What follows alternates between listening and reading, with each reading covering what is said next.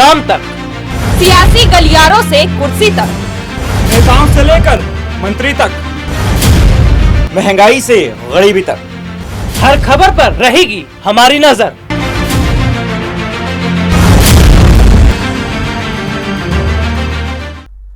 नमस्कार, आप देख रहे हैं SPN 9 न्यूज और आपके साथ मैं हूं क्रांति सिंह। 2022 में होने वाले इस गुजरात चुनाव को लेकर के बेहद ही दिलचस्प मोड़ जो है अब सामने देखने को मिल रहा है। आपको बता दें, इस दिलचस्प तस्वीर के पीछे आम आदमी पार्टी और बीजेपी के बीच चल रही तकरार जो है वो साफ नजर आती है। आपको बता दें कि जिस तरह से आम आदमी पार्टी कोशिश कर रही थी कि अपना दमखम जो है वो गुजरात में बढ़ाया जाए और किसी भी हिसाब से जो है इस जीत को अपने खेमे में लाया जाए, वहीं दूसरी तरफ बीजेपी भी अब अपनी पूरी कोशिशों में जुट चुकी है कि आम आदमी पार्टी के हाथ में गुजरात की कमान तो नहीं आने देंगी, चाहे कुछ भी हो जाए।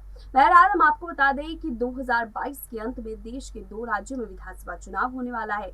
देश के दोनों ही राज्यों की सत्ता पर काबिज आम आदमी पार्टी गुजरात पर अधिक फोकस कर रही है। क्यों कर रही है?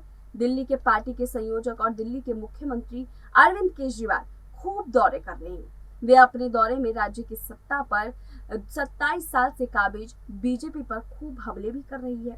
केजरीवाल आमतौर पर अपने कार्यक्रमों में कहते हैं कि मुझे राजनीति नहीं आती, लेकिन गुजरात के दौरे में वो उन सभी विषयों को उठा रहे हैं जिनमें बीजेपी को असहज किया जा सके। लेकिन अहम सवाल ये है कि गुजरात पर ज्यादा फोकस क्यों?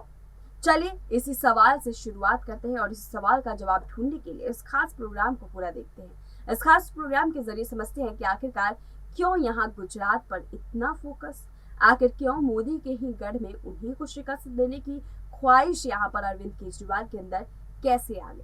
दरअसल हम आपको बता दें कि यहाँ पर एक जानकारी मिली है जिसके मुताबिक आने वाले दिनों में केजरीवाल के दौरे लंबे प्रवास में बदल जाएंगे। वो गुजरात में 1-2 नहीं बल्कि 5 से 6 दिन तक लगातार रुकेंगे और दिल्ली मॉडल को गुजरात में पेश करेंगे। केजरीवाल ने अब गुजरात में आकर दर्जन भर से अधिक गारंटी का ऐलान किया है। इसमें सबसे ताजा ऐलान पुरानी पेंशन स्कीम का है। केजरीवाल ने वडोदरा में बीजेपी सरकार को मौका देते हुए कहा कि आप कर दीजिए, नहीं तो हम करेंगे। अरविंद केजरीवाल के जूनियर और डिप्टी सीएम मनीष सिसोदिया पहले से गुजरात में 6 दिवसीय यात्रा पर है। बुधवार रात को तलौड़ और प्रांतिज की इस जनसभा में देर रात जब अच्छा जनसमूह आया तो मनीष सिसोदिया ने कहा कि केजरीवाल की क्रांति से आज गुजरात का हर गांव और कस्बा जुड़ रहा है। बीजेपी की राजनीति सिर्फ झूठ और दोस्तवाद पर टिकी है। सिसोदिया यहीं पर नहीं रुके और बीजेपी के मुख्य नारे पर प्रहार किया और कहा कि डबल इंजन नहीं बल्कि डबल लूट की सरकार है। गुजरात की राजनीति पर पैनी नजर रखने वाले राजनीतिक विश्लेषज्ञ डॉक्टर जयेश शाह कहते हैं कि आप गुजरात के लोगों को अच्छी लगने लगी है। ये कहना अभी जल्दबाजी होगा, लेकिन उन्होंने कहा कि आप कांग्रेस के वोट झटकेगी। सूरत और गांधीनगर समेत तमाम जगह पर नगर निगमों के चुनाव में ये हो चुका है। शाह ने कहा कि मेरी दिलचस्पी इस बात में है कि इस बार गुजरात का मुस्लिम मतदाता कैसे रिएक्ट करेगा। उन्होंने कहा कि आपकी सभाओं और लोगों की अच्छी संख्या वोट में तब्दील होगी, इसमें अभी स्पष्टता नहीं है। लोग सुनने आ रहे हैं, आप लोगों को खींच पा रही हैं, ये पहली सफलता है। शाह ने शायद ये इसलिए कहा है कि आप कम्युनिटी के टारगेट कर रही है, उनके बीच जा रही है, इससे सफलता मिल रही है। शाह कहते हैं कि हिमाचल में कांग्रेस उतनी कमजोर नहीं है जितनी गुजरात में है, तो आप कांग्रेस का वोट बैंक अधिक झटकेगी। 2017 में आप बात करें तो हिमाचल प्रदेश में पहली बार चुनाव जल्दी हो गए थे। 7 नवंबर को वोट डाले गए थे। हालांकि मतगणना के एक साथ हुई थी। ऐसा इसलिए हुआ था क्योंकि हिमाचल एक पर्वतीय राज्य है और नवंबर के आखिर में बर्फबारी शुरू हो जाती है। गुजरात में दूसरे चरण की वोटिंग 14 दिसंबर को हुई थी। इसके बाद भी आपका फोकस गुजरात पर अधिक है। इस बार भी यही संभावना व्यक्त किया जा रहा है कि गुजरात में हिमाचल के साथ चुनाव हो, लेकिन हालांकि कुछ एक्सपर्ट इसे कामयाबी भी करार दे रहे हैं कि लेकिन लंबे समय से एक पार्टी के सत्ता में होने और लोगों के अच्छे रुख के चलते आपको गुजरात में बेहतर परिणाम की आस है। इसी के चलते केजरीवाल, मनीष सिसोदिया हिमाचल में अधिक गुजरात के दौरे कर रहे हैं।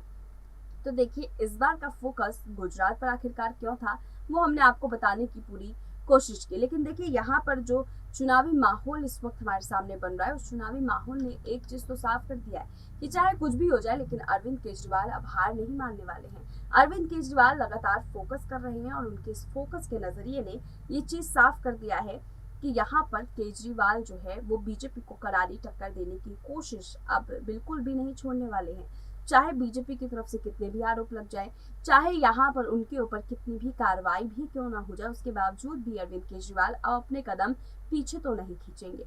आप लोग को क्या लगता है, क्या यहाँ पर अरविंद केजरीवाल की जल्दबाजी आखिरकार किस ओर इशारा कर रही है? क्या 2024 का चुनाव भी नजदीक है? कहीं उस ओर तो नहीं है उनकी ये कोशिश?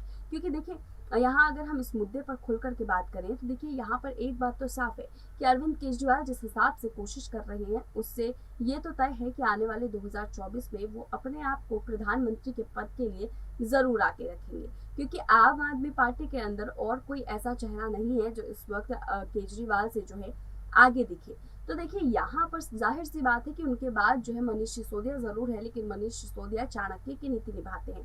तो यहाँ पर देखिए, राजा की भूमिका में तो कहीं ना कहीं अरविंद केजरीवाल ही फिट बैठ रहे हैं। तो देखिए, यहाँ पर जाहिर है कि यहाँ आम आदमी पार्टी अपना दमखम इतना बना लेना चाहती है कि जो भी राज्य के चुनाव अभी आए, हर राज्य में अपना दबदबा बना ले, ताकि इसका पूरा असर जो है वो लोकसभा के चुनाव पर पड़े और उन्हें प्रधानमंत्री पद की दावेदारी में ज्यादा परेशानी का सामना ना करना पड़े।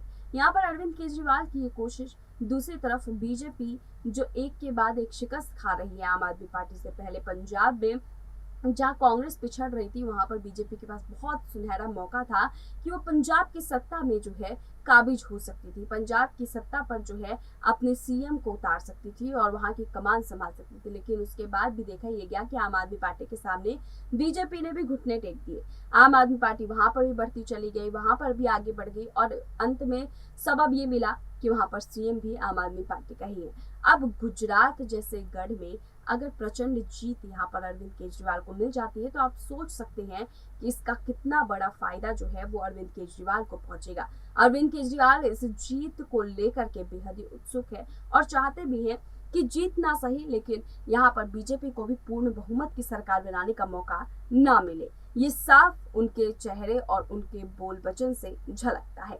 आम आदमी पार्टी की तरफ से आज के हमारे इस खास प्रोग्राम को देखते हुए आप लोग को क्या लगता है, क्या इस चुनावी माहौल के बीच में जो दमखम यहाँ देखने को मिल रहे हैं, क्या उस दमखम ने ये साफ कर दिया है कि इस चुनावी माहौल के संशय को लेकर के आगामी चुनाव पर बेहद ही फर्क पड़ेगा? क्या यहाँ पर बीजेपी हार मान लेगी और अरविंद केजरीवाल की बड़ी जीत होगी? आप हमें कमेंट में जरूर बताइएगा।